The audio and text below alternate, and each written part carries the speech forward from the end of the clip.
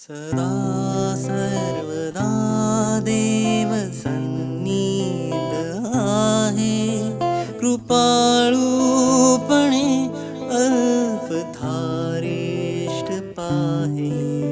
सुखानंद आनंद कैवल्यदानी, नुपेक्षी कदा रामदासाभिमानी.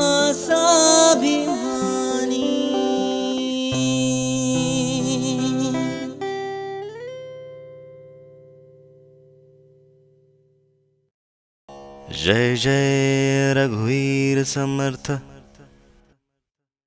सगळ्यांच्या आत असणाऱ्या आत्मारामाला माझा नमस्कार. तुमच्या गुरुजनांना माझा नमस्कार. आणि तुमच्यासारखे महान आत्मे निर्माण करणाऱ्या तुमच्या आई वडिलांना माझा नमस्कार. आपण समर्थांची नवविधा भक्ती बघतोय. नवविधा भक्तीमध्ये आपली चौथी भक्ती सुरू आहे, पादसेवन भक्ती. समर्थ म्हणतात, सद्वस्तू दाखवी सद्गुरु, सकळ सारासार विचारू, परब्रह्माचा निर्धारू अंतरी बाणे. जे वस्तुदृष्टीस दिसेना आणि मनास तेही भासेना, सांगत्या ये त्यागे वीण येना अनुभवासी. आता जी वस्तू डोळ्याला दिसत नाही आणि मनाला भासत पण नाही, अशी वस्तू सद्गुरु दाखवून देतात. आज नामदेव महाराजांची जयंती आहे आणि नामदेव महाराजांचाच आज आपण एक गोष्टीच्या रूपाने, कोणती गोष्ट आपल्याला कळत नाही आणि मनाला पटत नाही, हे समर्थांना काय सांगायचंय हे त्या गोष्टी रूपाने आपण समजून घेऊ. लहानपणापासून देवाची आवड असणारे नामदेव महाराज रोज नैवेद्य घेऊन जायचे, देवाला खायचा आग्रह करायचे आणि देव यायचा आणि खायचा. मैत्री झाली दोघांमध्ये. रोजचं बोलणं, रोजचं खाऊ घालणं आणि ताट घरी घेऊन येणं. बघा, आपण एखाद्या मोठ्या माणसाचे आपली जर रोजची ओळख असेल, बोलणं असेल, तर एक अहंकार आपल्यामध्ये येतो. आता जर प्राईम मिनिस्टर माझ्याशी रोज बोलत असतील तर माझ्या प्रत्येक वाक्यात येईल की आज पीएमनी असं सांगितलं, मला पीएम असं म्हणाले, चीन असं करणार आहे किंवा पाकिस्तानात असं करायचं आहे. या गोष्टी आपण वारंवार वारंवार बोलायला लागतो. तसंच त्यांचं झालं. देव त्यांच्याशी बोलतो म्हटल्याबरोबर बाकीच्या सगळ्या जगाला आश्चर्य वाटायला लागलं की बाकीच्यांशी नाही बोलत, याच्याशी कसा बोल. हळूहळू त्याला मान देणं सुरू झालं. याच्याशी बोलतो, याच्याशी बोलतो, हा काहीतरी वेगळा आहे, समाजात वेगळा आहे, असं सगळ्यांना वाटायला लागलं. आणि तीच जाणीव नामदेव महाराजांना आली. कुठेतरी अहम आला.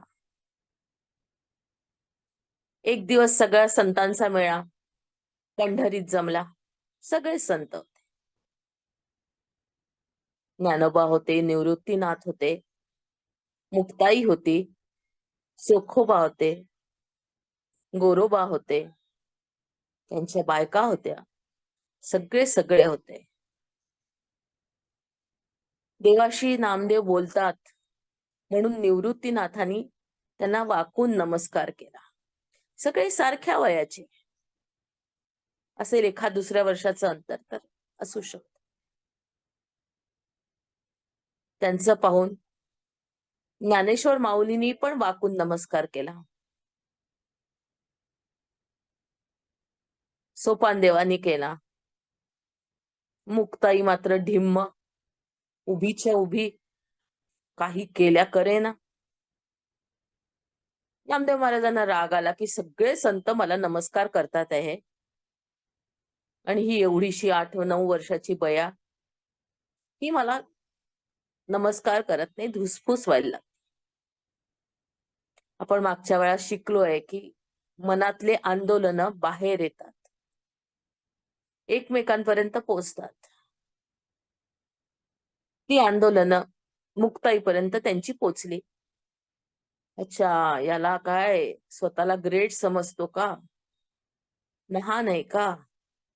अच्छा, मुक्ताई म्हणजे मुक्ताई, आदिशक्ती ती, महामाया.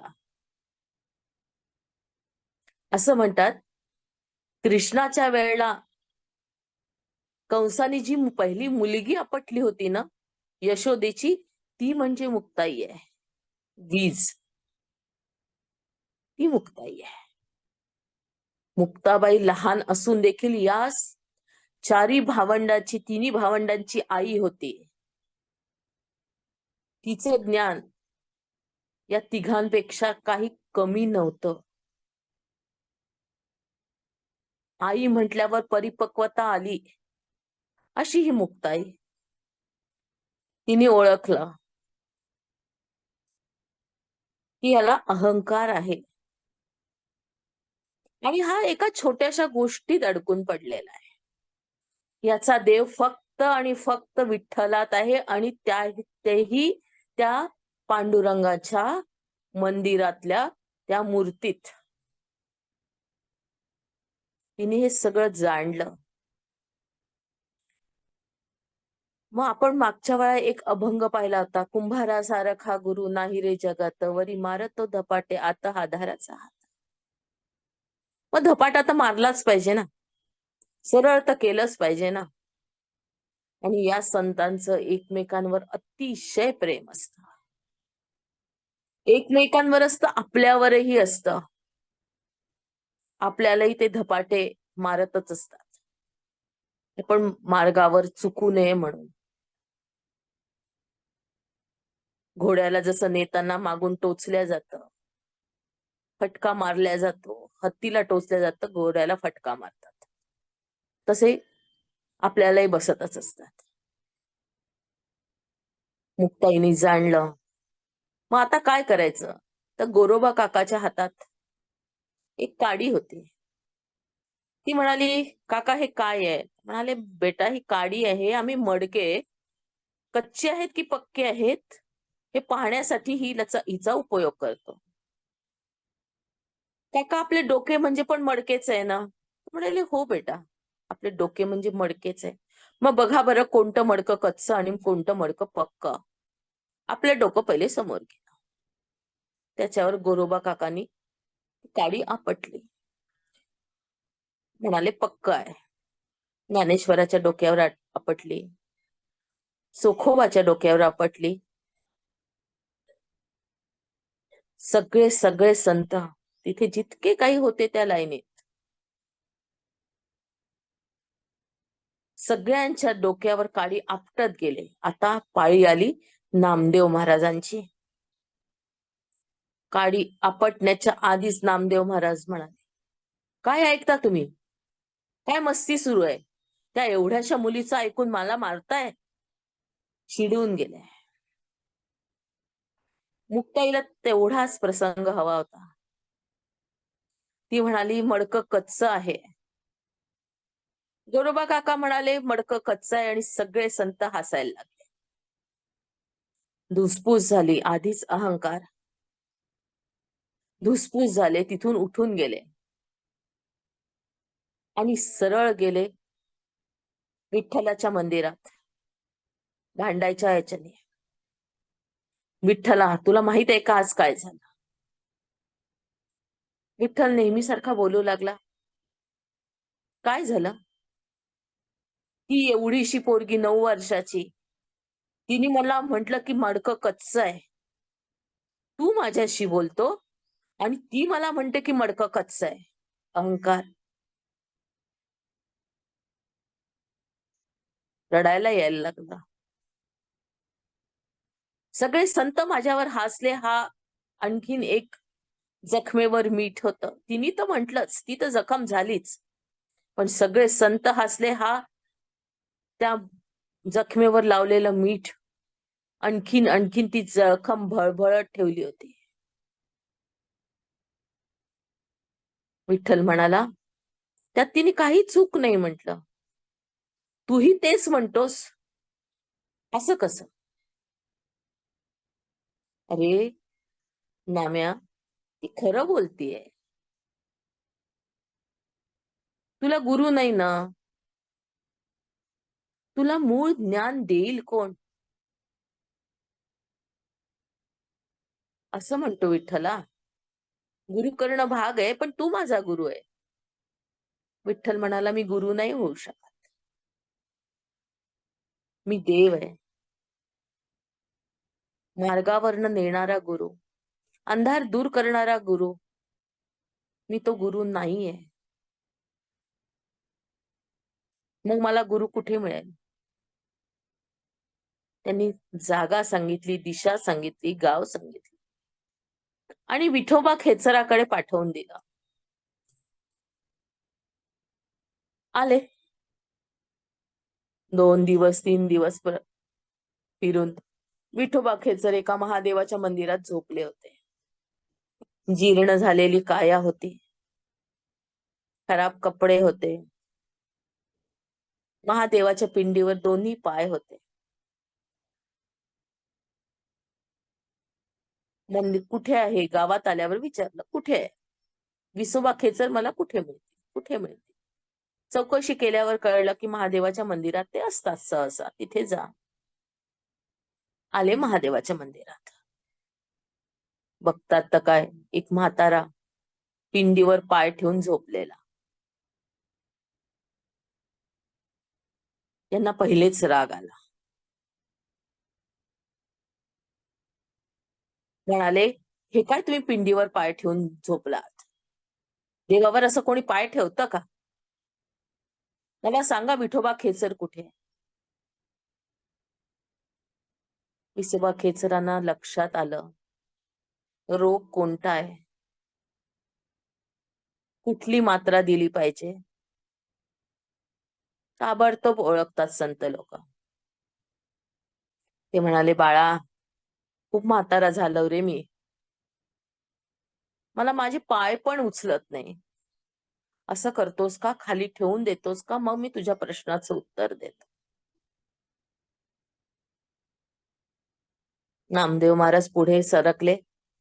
त्यांनी त्यांचे पाय उचलून दुसऱ्या बाजूला ठेवले. तिथे एक शिवलिंग निर्माण झालं. ते पाय अजून सरकवले. तिथे शिवलिंग निर्माण झालं. पुन्हा सरकवलंय. पुन्हा एक शिवलिंग. असं करता करता 8-10 शिवलिंगाची निर्मिती झाली. नामदेव महाराज हुशार होते. त्यांच्या चटकन लक्षात आलं, देवाला निर्माण करणारा हा जो आहे, हा साधा माणूस नाहीये. त्यांनी त्यांचे पाय पकडले आणि शरणागताला जवळ करणारा जो असतो तो संत असतो. विठोबा खेचरांनी त्यांना हृदयाशी लावलं, उपदेश केला. एक माऊलीची ओवी आहे.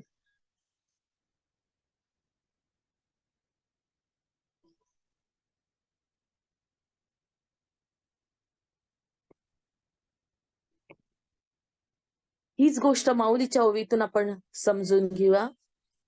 माऊली म्हणते, तीर्थव्रत नेम भावे विण सिद्धी, तयाची उपाधी करसी जना. भावे विण आकळे, एरवी ना कळे, कर तलिक आवळे तैसा हरी. ते निवृत्तीनाथाला काय म्हणतात आहे? निवृत्तीनाथाबद्दल सांगताना काय म्हणतात आहे? जसा आवळा माझ्या हातात दिला, मला तो चारही बाजूनी बघता येतो, तसं मी ब्रह्म माझ्या गुरुमुळे बघू शकलो. करतळी आवळा. तसंच ब्रह्म हे नामदेव महाराजांना विसोबा खेचरांनी दाखवलं. विसोबा खेचर कोण होते?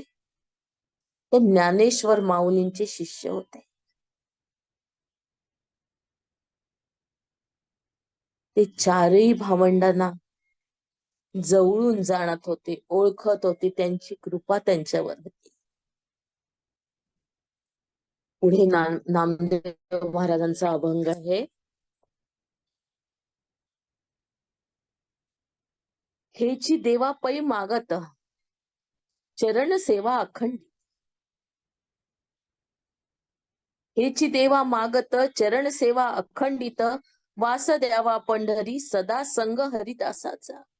जेव्हा हरिदासाचा संग येतो, आपण आपल्या गुरुच्या सान्निध्यात राहतो, तेव्हा आपल्यातले जे दोष असतात ते हळूहळू निघून जातात.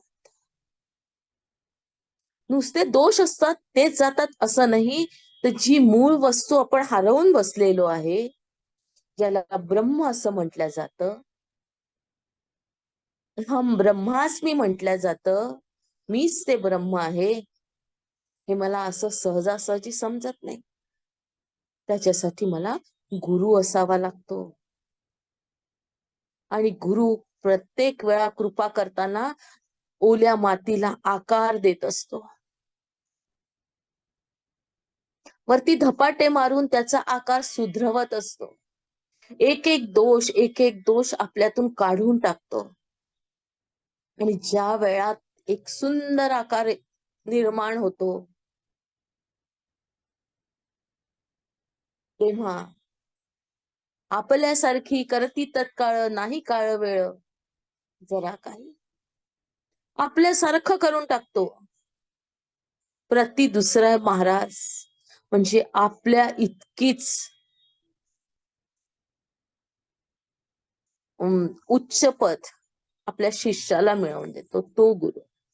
आणि गुरुला कधी आनंद होतो की आपला शिष्य आपल्यापेक्षा वरच्या स्तराला पोहोचतो, त्यावेळा गुरुला आनंदाचा ठिकाणा नसतो. आज आपण हे शोधायला जात नाही की गजानन महाराजांचे गुरु कोण होते, साई महाराजांचे गुरु कोण होते, किंवा स्वामी समर्थांचे गुरु कोण होते, की शंकर महाराजांचे गुरु कोण होते. त्यांच्या गुरुनी त्यांना स्वतःसारखं बनवून टाकलं. म्हणूनच हे लोक म्हणतात ना, वंदू गुरुच्या चरणारविंद, अगाध ज्याचा महिमा प्रपद्दा. अजाणते मी अजाण बाळ, माते परी तू मज लागी पाळ. मी अजाण बाळ आहे, तुला जसा आकार द्यायचाय तसा तू मला दे. त्याच्यासाठी गुरुच्या सान्निध्यात राहावं लागतं. जेव्हा आपण सान्निध्यात येतो, त्याच्या चरणाची सेवा करतो. चरणाची सेवा करणं म्हणजे वाकणं, झुकणं. आपण चरणाची सेवा कधी करू, चरण कधी धुवू, आपले हात कधी पोचतील त्याच्या पायापर्यंत, जेव्हा आपण वाकू. वाकणं म्हणजे अहंकार दूर ठेवणं.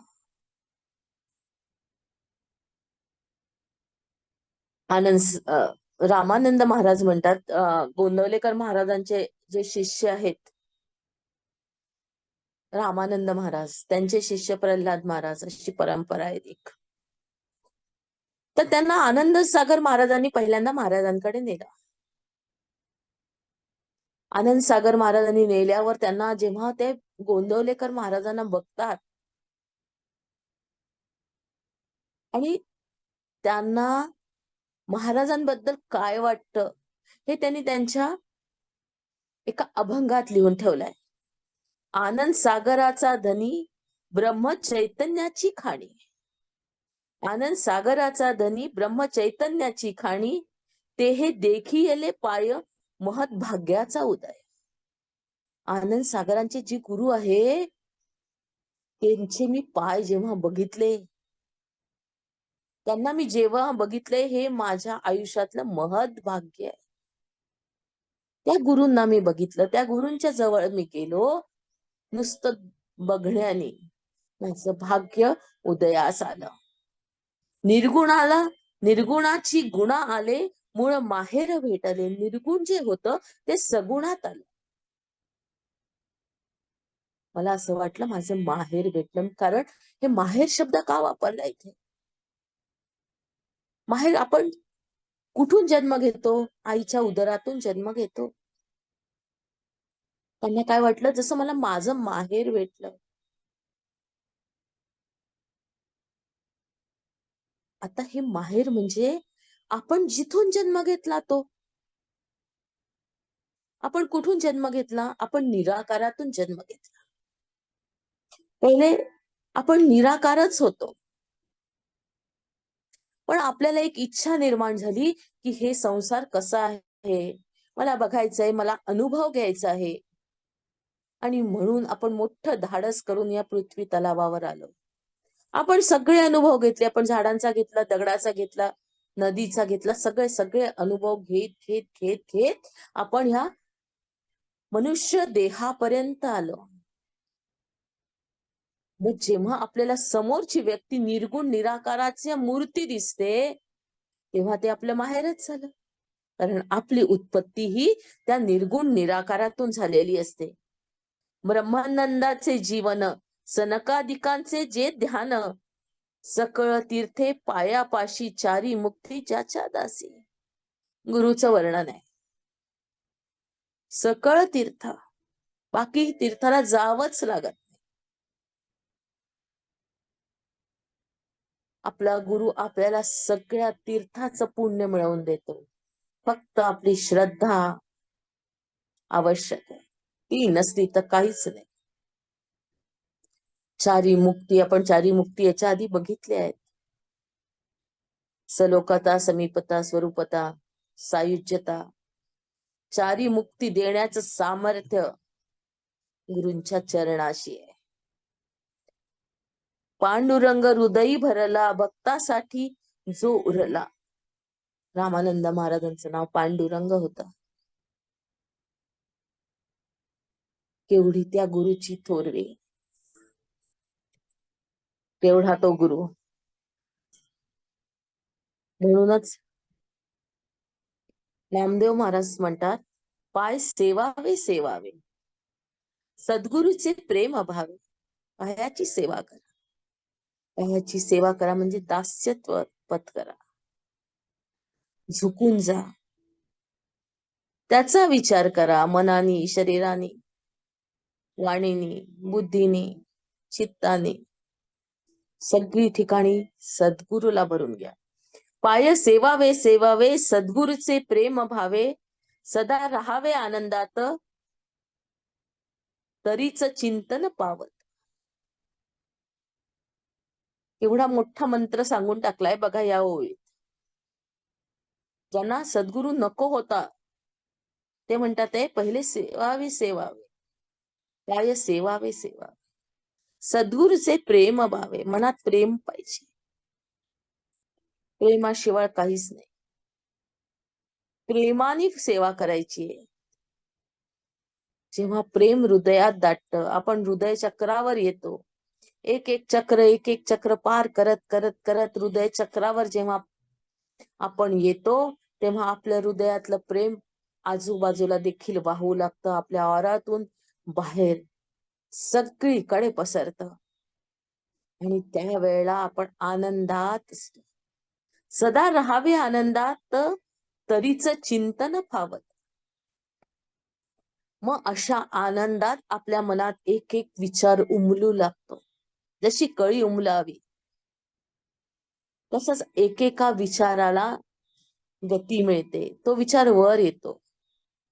गुरूंच्या बद्दलचा, या सृष्टीच्या बद्दलचा, कशी निर्माण झाली, पहिले काय होतं, हा निर्गुणातील देव कसा आहे, त्याला आकार आहे का, या गोष्टी आपल्याला गुरुच्या सान्निध्यात हळूहळू एकेका कळीसारख्या उमलायला लागतात. एक एक माहिती व्हायला लागते. त्याच्यासाठी गुरुच्या स्मरणात, गुरुच्या चिंतनात आणि गुरुच्या जवळ राहावं लागतं. मुखी राम नाम घ्यावे, चित्ती उदास नसावे. पहिले आनंदात राहायला सांगतात आणि दुसऱ्या ओवीत म्हणतात चित्त उदास नसावे. कुठल्याच गोष्टीची काळजी करू नये. आपण उदास कधी येतो, आपण ज्या वेळा काळजी करतो. जर आपला बाप समर्थ असेल, राजा असेल, तर दुसऱ्याच्या घरी आपण ताक मागायला जाणार का? जर आपला गुरु सगळंच देण्यास समर्थ आहे, तर मग आपल्या संसाराची काळजी का करत बसायची? तो पाऊल घेईल ना. त्यालाही माहित आहे त्याचंही पूर्ण घारीसारखं लक्ष आपल्यावर आहे. त्याला दिसतंय. पण त्याला जर आपल्याला आकार देऊन एखादी गोष्ट करायची असेल, तर तो त्या गोष्टीकडे दुर्लक्ष करतो. आपल्याला ते संकट येऊ देतो, ते झेलायला लावतो, कारण त्याच्यातून एक दोष आपला निघून जातो किंवा आपलं एक कर्म फिटून जातं. कारण कर्म तर फेडायला चालू आहे आपण. कर्म फेडायलाच आलेलं. मग तो हळुवारपणे ते कर्म आपल्या समोर मांडतो, आपल्याकडनं फेडून घेतो, पण त्यावेळा उदास न राहता त्याच्याच चिंतनात राहिलो तर ते सोसणं आपल्याला सहज शक्य होतं. हरी म्हणे ऐसा राहसी निज सुख प्राप्त होसी. आता हे निज सुख म्हणजे तेच आहे जे विसोबा खेचरांनी नामदेव महाराजांना दिलं, जे मुक्ताईनी चांगदेवांना दिलं. चांगदेव कसे होते? 1400 वर्ष. आणि त्यांनी गुरु कोण केला? 9 वर्षाची मुरडी. चांगदेवांची गोष्ट तुम्हाला माहित असेल. त्यांनाही अहंकार होता. 14 वेळा त्यांनी मृत्यूला परत पाठवलं होतं. 100 वर्ष झाले की एक मृत्यू यायचा. त्यांनी त्याला परत पाठवलं. असं 14 वेळा केलं. सगळ्या विद्या शिकून घेतल्या. हे शिक, ते शिक, ते शिक, ते शिक. योग म्हटलं तर योग शिकायचं. ज्या काही विद्या आहेत त्या सगळ्या त्यांना येत, पण अनुभव नव्हता. अनुभव आवश्यक आहे.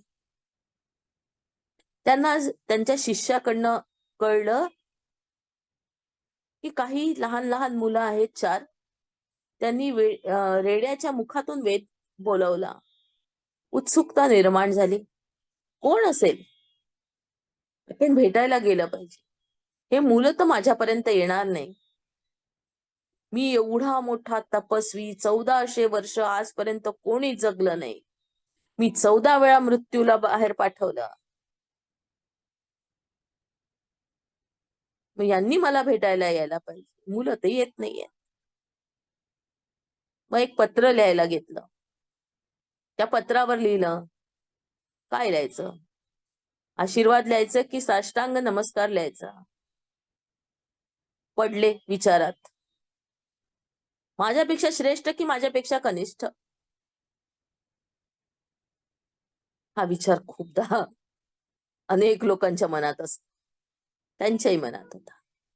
त्यांनी कोरा कागद पाठवून दिला. निवृत्तीनाथांनी वाचला. त्यांनी ज्ञानदेवाच्या हातात दिला. ज्ञानदेवानी बघितला दोन्ही बाजूनी. त्यांनी सोपानाला दिला. सोपान काकांनी बघितला. मुक्ताबाईच्या हातात दिला. मुक्ताबाईनी मागून पुढून बघितला. म्हणाली कोरा तो कोराच राहिला रे. त्यांचे जे दूत आले होते, भक्त आले होते, ते तसेच गेले. म्हणाले काय झालं? म्हणाले चौघांनी बघितला. छोटी जी 9 वर्षाची मुलगी आहे ती म्हणते की कोरा तो कोराच राहिला. तिला समजलं नाही तुमचं महत्व. चला आपण जाऊन त्यांना भेटू, बघू कसे आहेत ते. मग कसं जायचं? तर म्हणे तुम्ही वाघावर बसा, 5-6 सर्प हातात घ्या. छान बँड बाजा लावला आणि 14,000 शिष्य घेऊन चांगदेवांची स्वारी निघाली. आले भेटायला. सकाळची वेळ होती.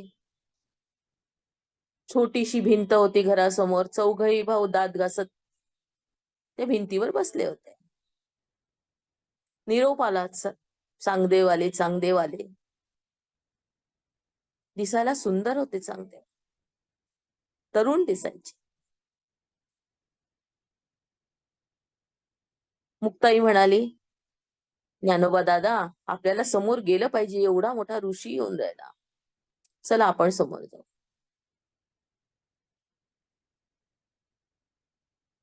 कसं जायचं समोर? ते तर वाघावर बसून घेऊन आलेत.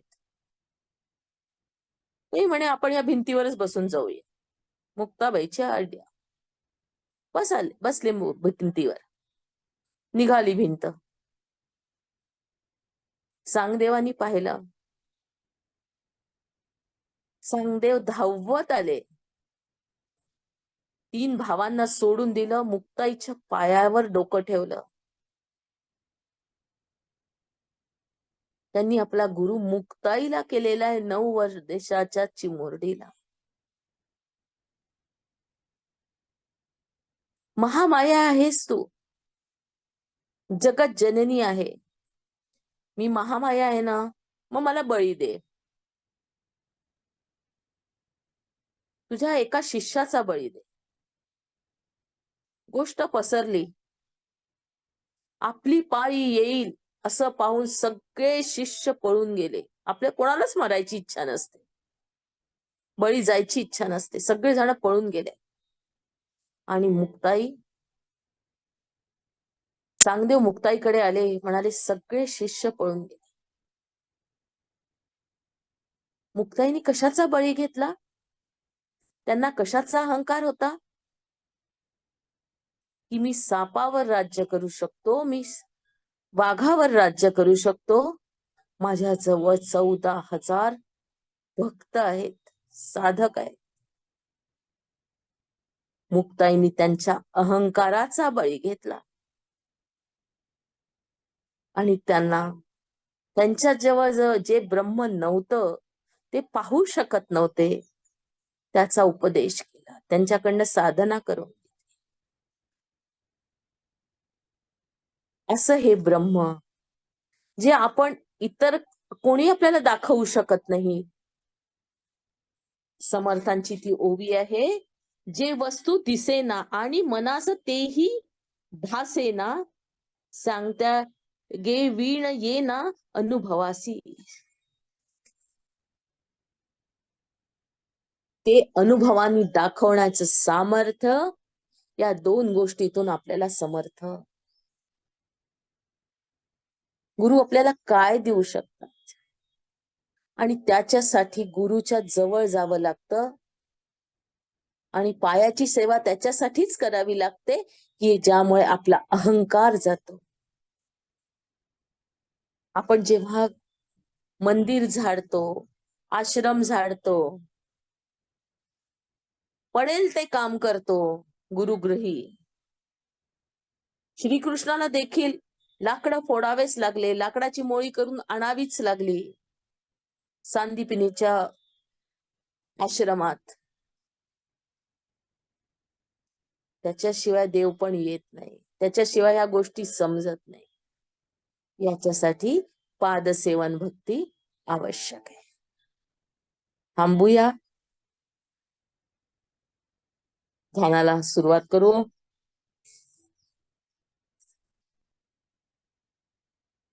इव्हन हनुमान चालिसाची सुरुवात पण आहे, श्री गुरु चरण सरोज रज. जिथे तिथे जिथे तिथे पादसेवन भक्ती संतांनी आपल्या समोर ठेवली आहे. पाय क्रॉस, हात क्रॉस, डोळे अलगद बंद.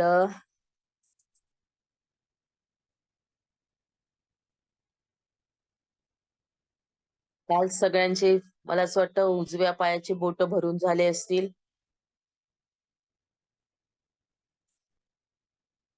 आता उजवा पाय वरती पूर्ण भरायचा आहे.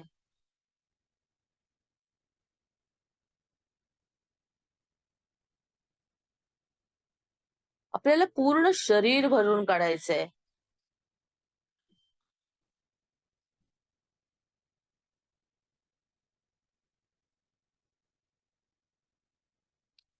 पूर्ण लक्ष श्वासावर.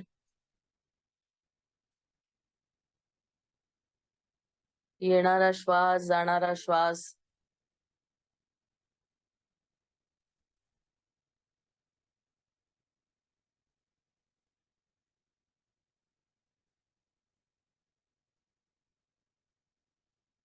श्वास आत, श्वास बाहेर.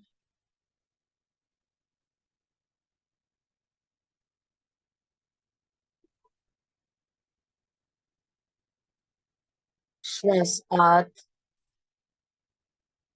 श्वास बाहेर. श्वास आत, श्वास बाहेर. श्वास आत, श्वास बाहेर. पूर्ण लक्ष श्वासावर. पूर्ण लक्ष श्वासावर. येणारा श्वास, जाणारा श्वास.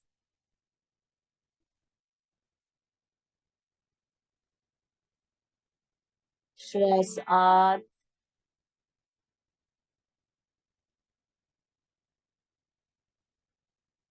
श्वास बाहेर. श्वास आत,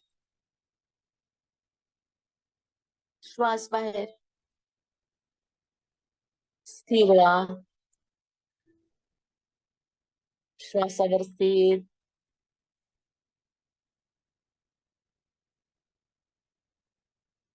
स्वतःला श्वासाशी जोडून घ्या.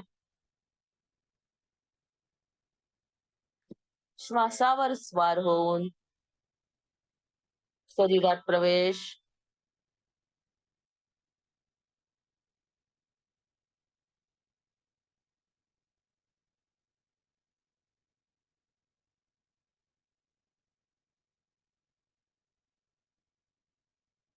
श्वासाबरोबर आत जायचंय. आता उजवा पाय भरायला घेतला आहे रामनामाने. तुमचं काल जिथे झालं होतं तिथून पुढे सुरू करा.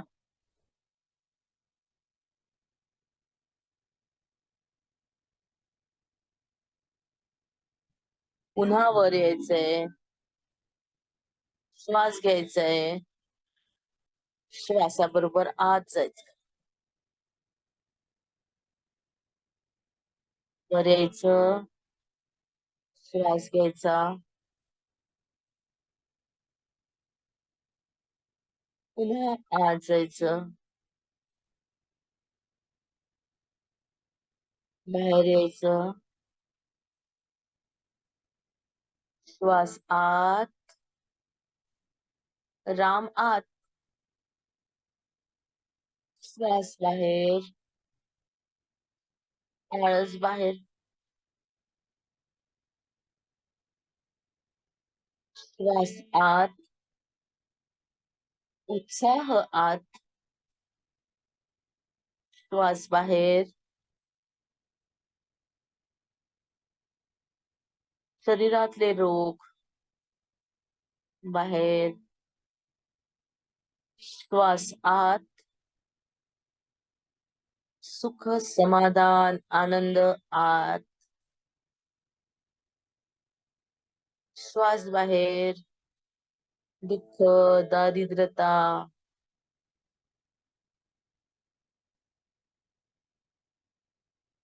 बाहेर.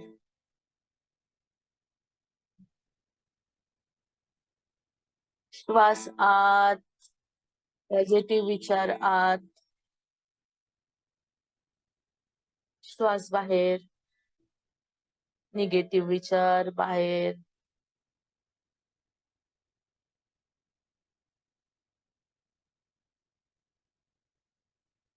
पूर्ण लक्ष श्वासावर. श्वासाबरोबर राम आत.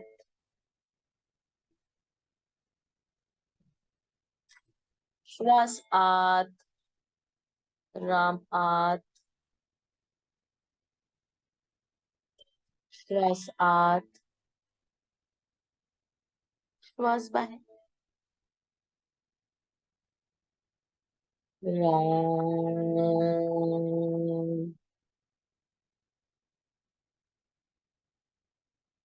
राम.